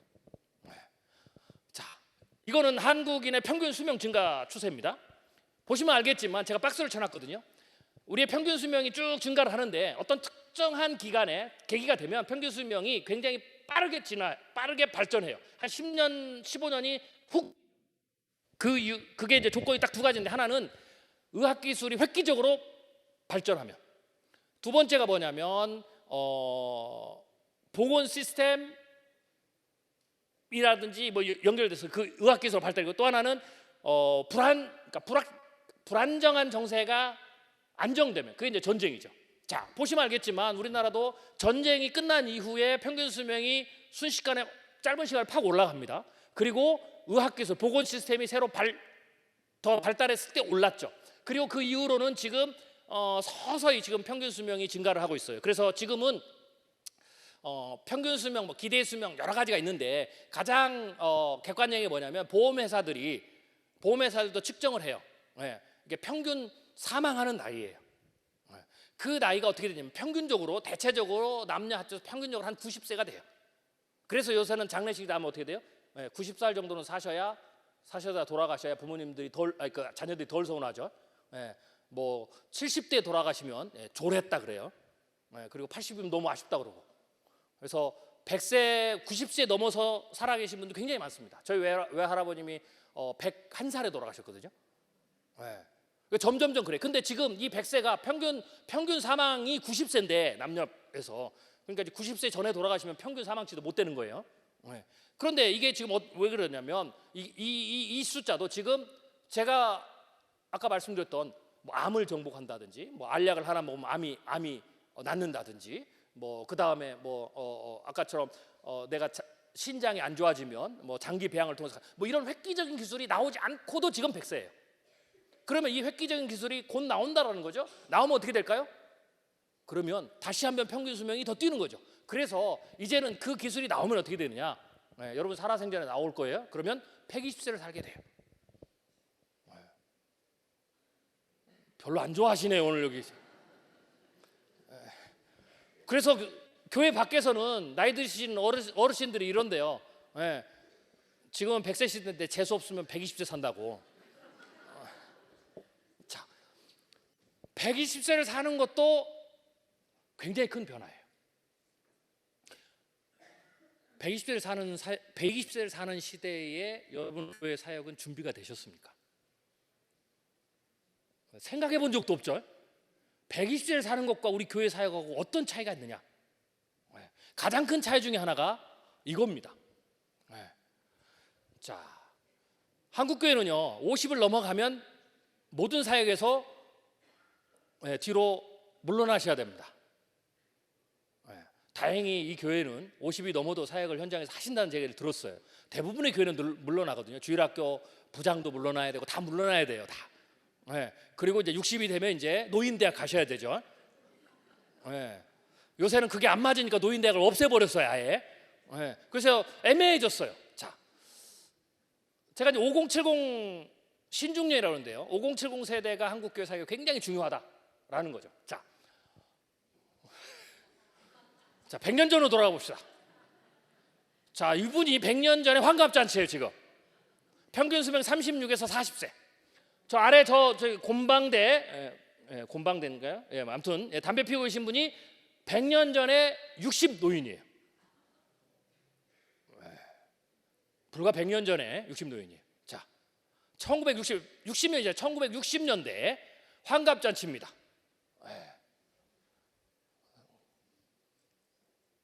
조금 젊어지셨죠? 평균 수명 52세의 환갑잔치. 자, 평균 수명 36에서 40세잖아요. 환갑잔치 해야죠. 동네에서 가장 오래 사시는 분이니까. 그래서 잔치를 한 거예요. 근데 우리는 지금도 어떻게 돼요? 환갑잔치 하잖아요. 100년 전의 사고방식이에요. 자, 1960년. 이게 1992년입니다. 60살의 모습. 아래에 계신 분이 60살이에요. 제가 그 전국 노래자랑 나온 제가 캡처를 해온 거예요. 30년 전에 60살. 벌써 피부에 저분은 좀 살찌셔가지고 주름도 없잖아요, 그죠? 네, 2022년 버전의 60살입니다. 위에는 연예인, 연예인이면 관리하니까 우리 최수정 씨는 대박이죠. 지금 봐도 주름이 하나도 없더라고요. 근데 연예인뿐만 옆에 계신 분들은 다른 분이에요, 그죠? 정치인. 이게 최근에 60살이에요. 여러분의 기억이 금방 잊어버렸을까봐 제가 100년 전으로 다시 돌아가 보겠습니다. 100년 전에 60살, 다시 빨리 지금의 60살. 그럼 앞으로의 60살을 제가 알려드릴게요. 미래의 60살 어떻게 되느냐? 자, 이건 좀 넘어가고요. 자, 요새 인공지능이 나오죠. 제가 오늘 오면서 들으니까 여러분 교회가 이번에 성지순례 가신다고 그러더라고요. 소아시아로 예루살렘 가시려고 했는데 전쟁이 나가지고 못 가셨잖아요. 좀 아쉽지만 소아시아 가시려는데요. 이번에 가실 때 삼성 갤럭시 S24를 사갖고 가셔야 돼요. 제가 15년 전부터 얘기했거든요. 앞으로 영어 공부는 한국 사회가 이 영어 공부에 사교육에 얼마나 돈을 넣는지.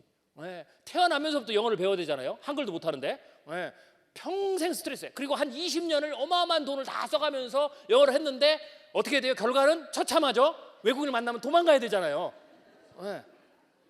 그래서 이게 사실 그렇게 의미가 없는데 그럼에도 불구하고 우리는 해야 돼요. 대입을 봐야 되니까, 수능을 봐야 되니까. 제가 과거부터 그랬어요. 영어는 앞으로 제2외국어로 내려야 된다.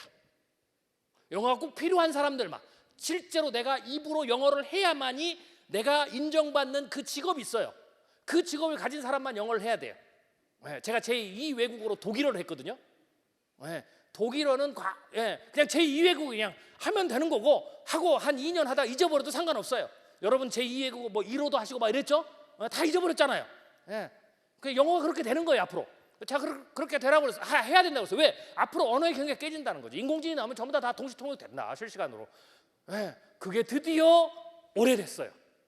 삼성 갤럭시 S24를 사갖고 가셔야 돼요. 제가 해봤거든요. 서울 고속터미널 가면 엄청나게 부스가 있어요. 그래서 제가 거기 가서 해봤어요. 기가 막힙니다. 내가 전화를 하잖아요. 그러면 그냥 동시통역 해버려요. 13개국어를 합니다. 13개. 영어, 독일어, 프랑스어, 이태리어. 이번 로마 가시죠? 그거 갖고 가면 그냥 이제는 how much 뭐 이런 거 안 해도 돼요. 뭐 이게 손짓 발짓 안 해도 돼요.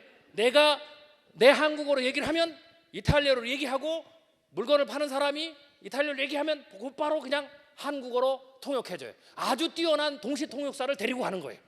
할렐루야. 오래 살고 볼 일이죠. 이번 성지순례 가신 분은 꼭 사셔야 돼요. 그런데 안타까운 것이 뭐냐? 이번 삼성 갤럭시 S24는 13개국어만을 하는데, 그래서 제가 오늘 내려오면서 검색을 해봤어요. 도대체 13개국어를 뭘 하느냐? 그랬더니 아쉽게도 히브리어나 아랍어는 못하더라고요 아직. 그래서 다행히 이스라엘은 안 가신대요. 자, 그런데 제가 요새 챗GPT라는 게 있어요. 제가 챗GPT를 가지고 이 성지순례 하도 많이 가시니까 제가 만들어 놨거든요. 챗GPT로 하면 120개국어를 합니다. 그래서 제가 성지순례 봇을 제가 만들었어요. 나중에 필요하시면은 제가 링크를 알려드릴 테니까 그거를 다운로드 받아가지고 링크를 해서 가져가시면 돼요. 이거는 히브리어를 합니다. 아랍어도 합니다. 실시간 동시통역. 제가 어떻게 만들어놨냐면, 성지를 딱 가시잖아요. 그럼 여러분이 사진을 딱 찍어요. 성모 교회에다 딱 찍으면, 올리면 얘가 역사적, 성경적, 영적 전부 다 설명을 해줍니다. 웬만한 가이드 수준보다 낫습니다. 그 음식점을 가시잖아요. 그러면 히브리어에 되어 있는 메뉴판을 찍으면 얘가 다 번역을 해주고, 그 메뉴에 대해 설명을 해주고, 그리고 영양소도 설명해주고, 그리고 여기에 대한 피드백도 설명을 다 해줍니다. 선물을 사시잖아요. 그러면 제가 다 만들어놨어요. 어떻게? 가격까지. 평균 가격은 바가지 쓰면 안 되니까, 요 선물은 얼마에서 얼마 사이니까 그 안에 딜을 하세요. 다 해놨어요. 할렐루야. 아멘이 제일 크네요. 누구나 다 그렇게 할 수 있어요. 이게 생성형 인공지능이에요. 이 인공지능이 이제 어떻게 되느냐? 여러분 옆에 있어서 여러분이 뭘 배우고 싶다, 뭘 알고 싶다, 전부 다 도와주는 거죠. 그래서 이 인공지능이 인간의 언어 능력, 지식, 정보, 모든 의사결정을 높여요. 그래서 이제는 어떻게 되느냐? 이제 나이가 들어도 젊은 사람들과 함께 겨룰 수 있는 지식, 통찰력의 수준을 얻게 된다라는 거죠. 자, 이거는 인간의 신체 능력을 증강시키는 거예요. 이게 이제 입는 로봇이라고 그러거든요. 외골격 로봇을 상용화해가지고 요새는 나이가 들면은 이게 유모차를 끌고 다니잖아요. 제가 처음에 나왔을 때 깜짝 놀랐어요. 할머니 할아버지들 유모차를 끌고 다니더라고요. 그러니까 보니까 그건 아무것도 없어요. 애가 없고 그냥 이렇게 끌고 다니시는 거예요. 요새는 가장 많이 팔리는 유모차가 뭐냐? 애완견 유모차래요. 시대가 많이 변하죠. 그게 필요가 없어요. 나이가 들어서 아파도 어떻게 돼요? 요 입는 로봇을 입으면 보셨죠? 10kg짜리 쌀을 3푸대, 4푸대, 10푸대를 들었다 놨다 할 수 있어요. 할렐루야. 이게 곧 상용화돼요. 이미 우리나라 뭐 쿠팡이나 이런 그 물류회사에는 이미 창고에서 근로자들이 이걸 입고 지금 일을 해요. 그래서 어떻게 되냐? 앞으로 나온 기술들은 장기만 뭐 배양해서 하는 게 아니고 내가 나이가 들어도 내가 지적인 영역에서 젊은 사람과 계속 경쟁할 수 있고 겨룰 수 있고 나이가 들어도 내가 육체적인 능력에서 얼마든지 어떻게 돼요? 내가 더 일할 수 있는 거기에다가 생물학적인 것은 관리를 너무 잘해서 아까 보셨듯이 60이 돼도 젊어요. 그리고 120세가 되니까 60이 돼봐야 인간 인생을 반절밖에 안 사셨어요. 앞으로 60년이 남았어요. 할렐루야. 제가 이 그 5070 세대 제가 세미나를 가면 이렇게 얘기하거든요. 지금은 우리가 지금 은퇴를 어떻게 해야 제1 은퇴, 제2 은퇴로 나눠야 된다. 처음 들어보셨죠? 미래학자나 되니까 그런 얘기를 하는 거예요. 제1 은퇴는 뭐냐? 우리가 지금 공식적으로 은퇴하는 거. 사회에서 공식적 은퇴가 50대 초반이거든요. 공무원들은 좀 더 길지만 그게 제1 은퇴예요. 제2 은퇴가 뭐냐? 과거에 은퇴하면 내가 이제 쉬어야 되겠다라고 하는 게 제2 은퇴예요. 그 제2 은퇴가 언제 오느냐? 빨라야 70대, 늦으면 80대 오는 거죠. 120세가 되면 어떻게 돼요? 100세까지 일하셔야 돼요. 할렐루야.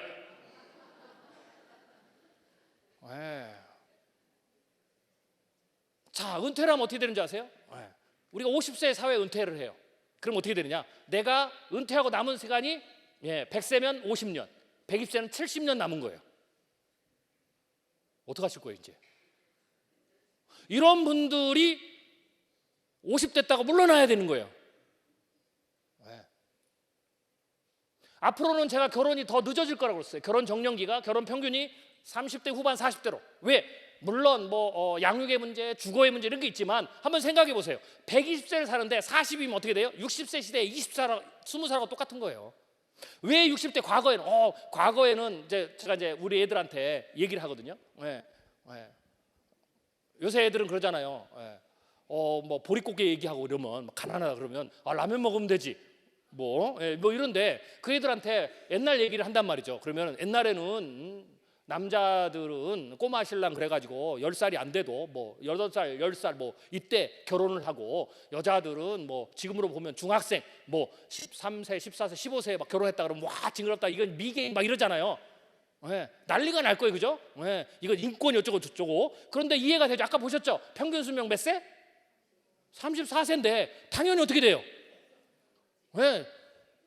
평균 수명 34세 20살에 여자가 결혼하면 지금으로 보면 노처녀예요. 노처녀.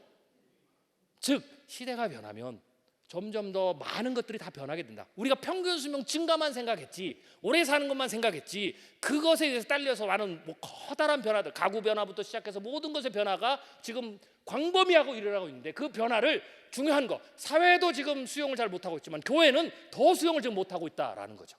이 말은 뭐냐면 5070 세대는 앞으로 교회 사역에서 은퇴하면 안 됩니다. 할렐루야. 5070 세대는 120세 시대를 보면 이제는 어떻게 돼요? 가장 젊은 나이예요. 그래서 5070은 은퇴가 아니라 다시 돌아가서 열심히 주일학교 교사도 다시 나가셔야 되고 할렐루야. 아멘을 안 하시네. 여기 보니까 전부 다 거의 대부분 5070인데 저도 5070이거든요. 저는 5070 세대가 목사님들에게 말씀드려요. 한국의 가장 중요한 자산이다. 보배다. 왜요? 이 5070 세대가 아까 말했죠. 120세 시대면 5070은 젊은이란 말이에요. 왜 밖에 나가서는 5070이라고 해서 나를 노인이라고 그러면 화를 내면서 왜 교회 안에서는 자꾸 나를 노인 취급해달라고 하시는 겁니까? 이러면 안 돼요. 이 5070 세대는 잠재력이 너무 뛰어나요. 사역하는 데서 첫 번째 인생을 살아봤잖아요. 경험이 지혜가 왕성한 세대. 그 다음에 이 세대는 어떻게 돼요? 네. 사회적인 책임과 자녀 양육의 책임을 어떻게 돼요? 벗어났죠. 그래서 온전히 내가 주님 앞에 사역을 할 수 있는, 온전히 나를 드릴 수 있는 최고의 시간이에요. 그리고 현 세대 중에서 가장 어떻게 돼요? 지갑도 두둑해요. 주일학교 예산이 없어도 내가 감동받으면 내 재산을 다 집을 팔아서라도, 할렐루야, 재정적으로도 뛰어나고, 다시 또 취업을 하지만 풀타임으로 취업을 안 해도 돼요. 어떤 분은 이미 은퇴 준비를 잘해서 내가 풀타임으로 일을 안 하고 내가 교회 사역에 얼마든지 더 열심히 할 수 있는 거죠. 전도와 선교와 모든 봉사에 정말로 어마어마한 잠재를 가지고 있는. 그리고 더 중요한 건 뭐예요? 내가 인생을 살았을 때, 내가 살아생전에 수많은 고난을 겪으면서 내 고난 가운데 나를 찾아오신 하나님을 만난 경험도 있다는 거죠. 할렐루야. 이 세대가 지금 한국 교회 안에서 가장 큰 그룹이고 가장 능력이 많은, 교회 안에서 어떻게 사역하느냐가 어떻게 돼요? 그 교회의 미래를 좌우할 수 있어요. 그 이분들을 통해서 주일학교가 다시 부흥할 수가 있고, 이분들을 통해서 선교가 다시 일어날 수가 있고, 이분들을 통해서 전도가 다시 일어날 수가 있고, 이분들을 통해서 교회 곳곳의 모든 사역들이 다시 영적인 동력을 찾을 수 있다는 겁니다. 할렐루야. 그래서 이분들과 함께 사역하는 교회가 제가 성장한다라고 얘기를 합니다. 정리를 해보겠습니다. 오늘 제가 미래 사회 변화에 대해서, 또 한국 사회, 한국 교회 앞에 놓이는 위기와 기회를 말씀을 드렸습니다. 제가 두 번의 부흥이 있다, 부흥기가 한국 교회에 남아있다라고 얘기했어요. 지금은 제4의 부흥기고 저는 이미 제4의 부흥기는 시작됐다라고 믿는 목사입니다. 이 제4의 부흥기에는 하나님이 세 개의 교회가, 이 4의 부흥기에는 세 개의 교회로 나눠진다. 첫 번째, 시대가 이렇게 변하고 이 시대를 변화시키는 것은 하나님입니다. 할렐루야. 하나님이 이 시대를 변화시키는 것은 한국 교회의 새로운 시대적 소명을 감당하는 계획이 있기 때문에 하나님이 이 시대를 변화시키고 있는 거예요. 그런데 이 하나님이 변화시키는 이 시대를 통찰하지 못하고, 심지어는 그 시대의 변화를 거부하고, 여기가 좋사오니 하고 머물러 있는 교회, 심지어는 교회답지 못한 것으로, 성도답지 못한 생활을 계속 가는 교회, 그 교회는 하나님이 반드시 소멸시키십니다. 소멸은 간단해요. 더 이상 교회가 성장하지 않아서, 더 이상 젊은이들이 들어오지 않아서, 더 이상 교회가 역동성을 잃어서 여기 있는 분들이 그대로 10년, 20년, 30년, 40년, 그래서 조금씩 천국 가시면 어떻게 될까요?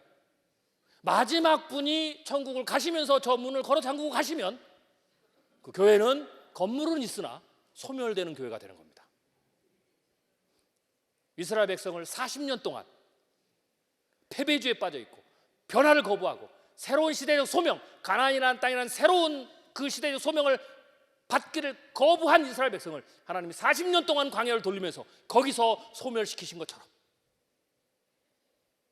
그 다음에 있는 위대한 부흥과 젖과 꿀이 흐르는 아름다운 땅의 그 놀라운 축복의 그 미래를 보지 못하고 사라지게 한 것처럼, 하나님이 우리 앞에 놓여주시는 새로운 두 번의 부흥기가 있는데, 우리의 과거 120년의 역사보다 더 뛰어난, 그것을 능가할 수 있는 더 놀라운 기적과 부흥의 역사가 하나님께서 우리 앞에 놓여주셨는데, 우리가 그것을 거부한다면, 새로운 시대적 사명을 거부한다면 그런 교회는 하나님이 소멸시키겠다 그랬어요. 그렇지만 우리가 지금 어려워도, 우리가 힘들어도, 잠시 우리의 성장이 멈췄어도, 혹은 우리가 일보 후퇴하는 쇠퇴기에 들어섰더라도 우리가 어디서 떨어졌는지를 다시 발견하고 복음의 본질로 돌아가고, 변하지 말아야 될 것은 변하지 않게끔 하고, 그러나 하나님이 주신 새로운 시대의 소명은 새술은 새부대라는 것처럼 새롭게 우리가 받아들이면서, 우리가 힘들고 어렵고 거추장스럽고 복잡하고 불편하지만 이것도 하나님이 내게 주신, 우리에게 주신 새로운 시대적 소명이라고 받아들이면서 담대히 믿음을 가지고 용기를 가지고 두려움을 떨쳐버리고 나아간다면 그 교회는 되돌려 주시는 은혜, 다시 불꽃처럼 일으켜 세우시는 교회의 축복이 있을 줄로 믿습니다. 전 여러분의 교회가 소멸되는 교회가 아니라 하나님이 주시는 놀라운 더 큰 부흥의 그 비전을 품고 나아가서 그 놀라운 은혜의 자리에 들어가는 교회가 되기를 주님의 이름으로 축원합니다.